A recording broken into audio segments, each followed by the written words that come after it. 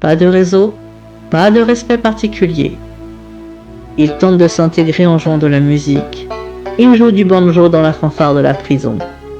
Mais très vite, il décline, mentalement et physiquement. Il parle seul, il perd ses repères. La syphilis déjà présente s'aggrave. À sa sortie, il est l'ombre de lui-même. Un homme brisé, incapable de suivre une conversation simple. Certes, Alcatraz ne l'a pas tué, mais elle l'a vidé. Robert Strout, dit le Birdman, n'élèvera jamais d'oiseau à Alcatraz, contrairement au mythe. À Alcatraz, il est enfermé, surveillé, privé de tout ce qui faisait son identité. Il devient alors amer, hostile, obsédé par le règlement. Il passera des années à écrire des lettres de plainte, des pages entières, sans jamais obtenir ce qu'il demande.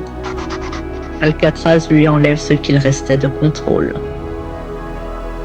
George Machine Gun Kelly arrive à Alcatraz en fanfaron. Il en repart dans le silence. Il respectera les règles. Il évitera 10 blocs. Il survivra. Mais à quel prix? À sa sortie, il n'est plus dangereux. Il n'est plus charismatique. Il est vide. Alvin Karpis est l'un des rares à reconnaître la force d'Alcatraz. Il la décrit comme une prison qui ne frappe pas le corps, mais qui attaque directement l'esprit. Il dira plus tard que le plus dur n'était pas l'isolement, mais cette sensation d'être effacé lentement. Tous ces hommes avaient survécu à la violence, à la fuite, à la guerre contre l'État, mais aucun n'est sorti intact d'Alcatraz. Parce qu'ici, le combat n'est pas physique, il est intérieur.